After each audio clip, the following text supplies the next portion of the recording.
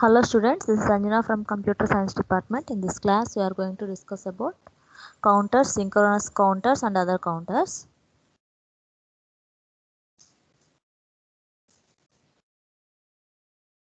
Now let us see about the term counter. So here a counter is a sequential circuit or a digital circuit. Here it is used for counting the pulses, which is we can say it as a counter. So here a counter is an application uh, of the flip-flops, and it is a group of flip-flops with a clock signal applied. So here we are having two types of counters. First one is synchronous counters and another one is asynchronous counters. So now let us see about the what is the task that is done by the counter. See, whenever we are going to use a counter in a digital circuit, here just basically it is basically used for counting the pulses. So we can say it as a, so it is known as a counter. So so it is the widest application of the flip flops. It is also a group of flip flops with a clock signal applied. So the counters are of two types. First one is asynchronous counters, second one is synchronous counters. We can say that asynchronous counters as a ripple counters. So the first flip flop, what are the asynchronous, now let us see what are the asynchronous counters. Asynchronous counters are the first flip flop which is clocked by the external clock pulse, and then is successive flip flop clocked by the q or q naught output of the previous flip flop. So see, if it is asynchronous flip flop, it is clocked by the external clock pulse, and then each successive flip flop is clocked by q or q naught. So the output of the previous flip flop is considered as a q or q naught. Now let us see about the synchronous counters. Synchronous counters are also the all memory elements are simultaneously triggered by the same clock. So whenever we can say it as a synchronous counters means when all the memory elements, what are the memory elements that we are going to use here? When all that elements are simultaneously triggered by the same clock, then that synchronous counters are faster than the asynchronous counter. Why? Because in synchronous counters all the flip flops are clocked simultaneously. So if you have observed this one, so here the number of flip flops that we are going to determine the count limit is the number of states. So we can define that number of states by using a formula called 2 power number of flip flops. If you want to find out the number of states, then by using this formula we can obtain the number of states, that is 2 power number of flip flops. That is, what are the number of flip flops? Suppose if you are going to use two number of flip flops in that circuit, the number of states is 2 power 2, that is 4. Okay. So here the number of states that used is called as a modulus. For example, a modulus 12 counter, that is mod 12, would count from 0 to 11 and would require the 4 flip flops, that is 2 power 4, that is 16. So if it is a mod 12, it is going to use 2 flip flops. So 4 flip flops, that is 2 power number of flip flops, that is 2 power 4. Obviously the count 2 power 4 represents 16. So it is the number of states that we are going to use here. Okay. So if you have observed this modulus counter, the 2-bit triple counter is also known as a modulus 4 counter, and the 3-bit triple counter is also called as a modulus 8 counter. Here the general n-bit triple counter is also called as a modulo n counter. So where the modulo number, that is 2 power n. So here we are having three types of modulus, that is 2-bit up or down, that is mod 4. 2-bit up or down means 2 power 2, that is 4. And 3-bit up or down means 2 power 3, that is 8, that is modulus 8. And next one 2-bit 4-bit up or down, that is 2 power 4, that is 16. So these are the modulus operations that we are going to operate on this particular modulus counter. So here when we consider this modulus 2-bit ripple counter, here uh, what are the ripple counter it is, based upon the ripple counter we will get the modulus operation. If it is a 2-bit ripple counter, that is 2 power 2, so it will become 2 power 2 means 4, so it will become modulus 4. If it is a 3-bit ripple counter, if it is a 3-bit ripple counter, it will become 2 power 3, that is modulus 8. And next, if it is a 4-bit ripple counter, it will become 2 power 4, then it is modulus 16. 2 power 4, that is modulus 16. Okay. So if you have observed this asynchronous or ripple counters, the 2-bit asynchronous ripple counter is shown below. In the next slide we are going to discuss that one. So here the external clock is whatever the external clock that is connected to the clock input of the first flip-flop only. So FF0 changes the state at the falling the edge of the each clock pulse, and here but FF1 changes only when the triggered by falling the edge of the Q output of FF0, because the inherent propagation delay through the flip-flop, the transition of the input, what are the transition that we are going to apply at the input clock pulse and the transition of the Q, the output of the FF0 can never occur at the it will not be occur exactly at the same time. Why? Because there are so many flip-flops that can't be triggered simultaneously, producing an asynchronous operation. So here a 2-bit asynchronous counter, whatever the 2-bit asynchronous counter, that is in next slide we are going to discuss. But here whatever the external clock that we are going to connected to the clock input of the first flip-flop, so FF0 changes the state at the falling edge of the each clock pulse, but FF1 changes only when the triggered by the falling edge of the Q output of FF0, because of the inherent propagation delay. Only because of the inherent propagation delay through a flip-flop, the transition of the input clock pulse and a transition of the Q output of the FF0 can never, it will not exactly at the same time. Why? Because the flip-flop cannot be triggered simultaneously, producing an asynchronous operation. Okay, now let us see the asynchronous or a ripple counter, asynchronous counter or a ripple counter. So if you have observed this ripple counter, this is the clock, this is the JK flip-flop that JK flip-flop that we have used here. This is the clock that we have attached to that flip-flop. This is the high signal and this is also the high signal. These two are connected in serial. So the output will become here Q0 and Q1. This is the clock signal. It does not having any it is stable. Why? Because it is a clock signal. And if it is a Q naught, if it is in the 0th state, it is in the down state, and if it is in 1, it will be in the up state. Okay, again it will be 0 in the down state and again it will be 1 in the up state, just like that. And next here Q1, sometimes it will become both the states will become 0 and it will be in the down state. Why? Because you have to represent the graph like that. And next one at 2 and 3, the value will becomes 1. So it will be in the high stage at 0.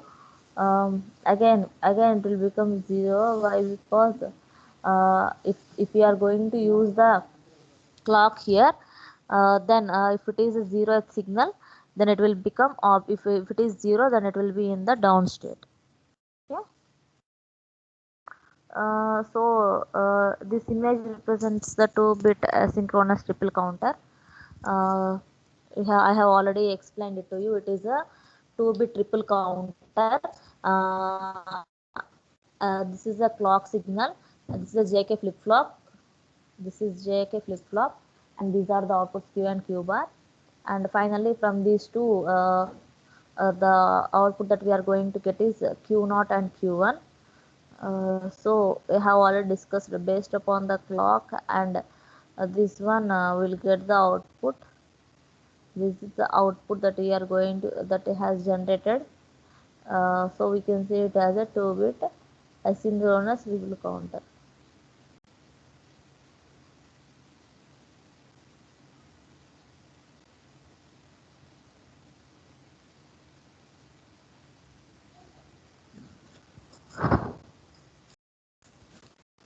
Now let us see about the asynchronous decade counters.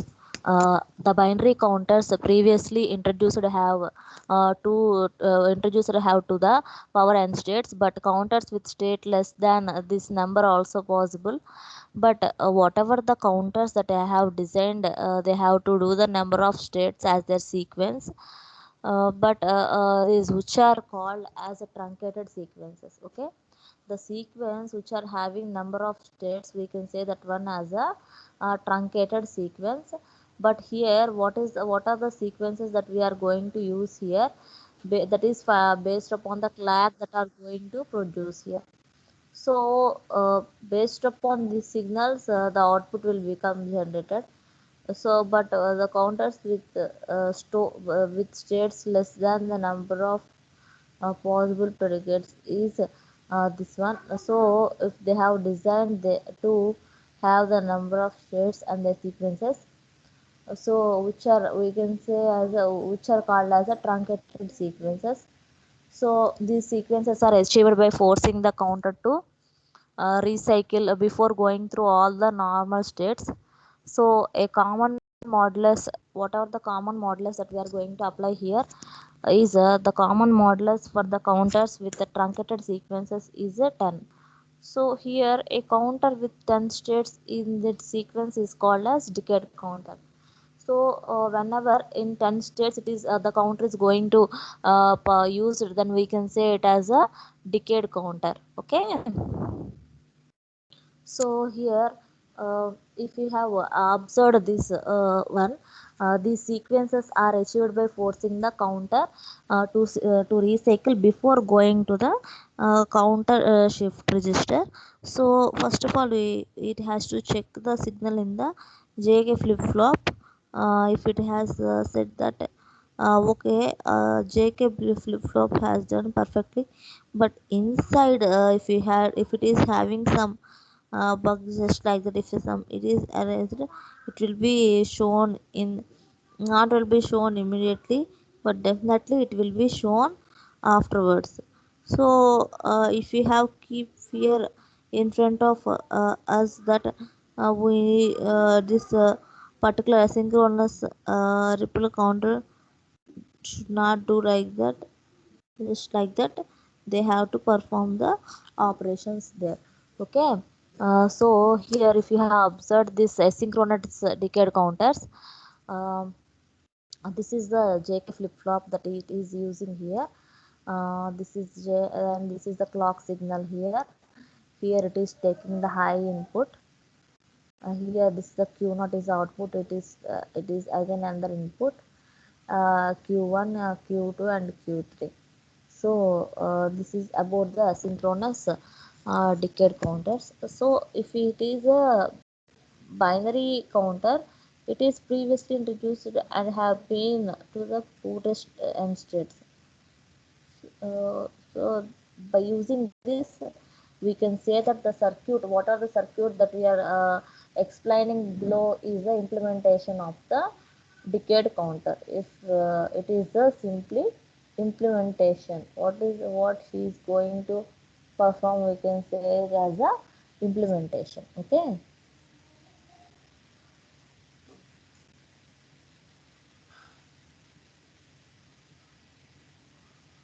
So if you have observed this one, if once the counter counts from 1 to 10, that is in binary the value of 10 is represented as 1010.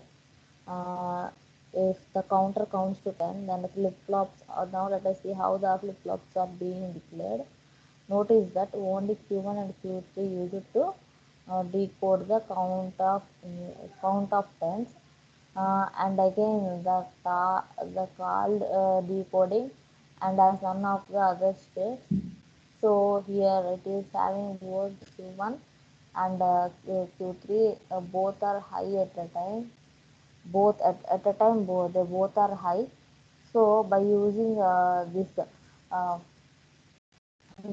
can say that the sequence of the by using this we can say that the sequence of the decade counter is also known as shown in the table below. See, if the clock if you have written the clock pulse from 0 to 9, the first output will become 0 0 0 0, and next it will become 0 0 0 1, and next one becomes 0 0 1 0, and next one 0 0 0 1 1 1, and next one is 1 0 0, and next one is 1 0 0 1. So if we have observed this binary sequence of the decade counter, this is the clock pulse here that is going to generate here. And again, if you have observed all these types of clocked signals, so if it is in the clock pulse 0, obviously the output will become 0. So while doing it has to keep it very carefully, and it is not a uh, easy thing to perform. So if it is a ripple shift counter, now let us see how it is going to be designed.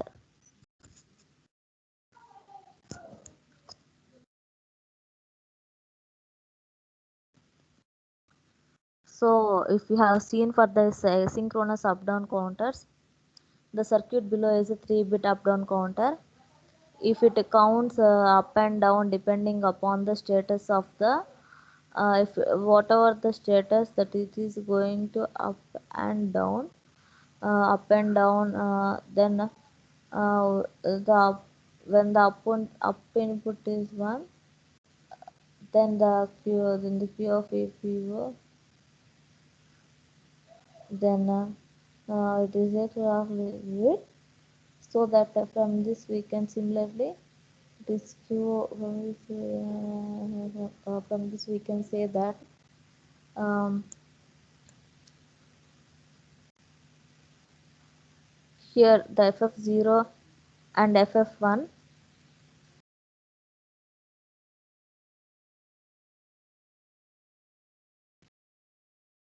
and here the clock input of ff1, and similarly the q of ff1 will be gated through the NAND network. So from this you can say that it is the clock input of ff2 is nice when compared with the previous one. So then the counter will be count up.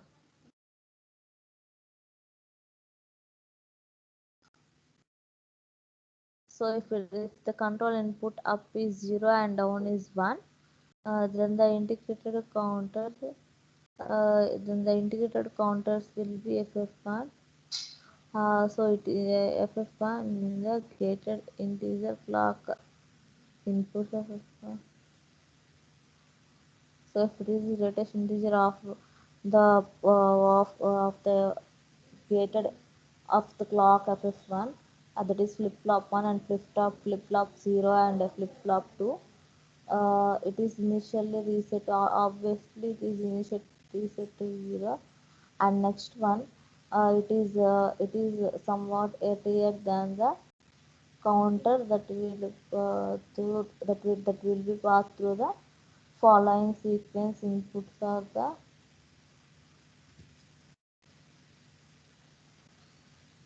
So this is the flip flop 0 and 1 and 2. Here at the flip flop 0 it is 0 0 0 and 1 1 1, and 0 1 1 1 0 1 and 1 0 0, and here and again flip flop 2, we are having the values 0 1 1, 0 1 0 and 0 0 1. So till up to here we have discussed this topic, and in the next class we will continue this topic.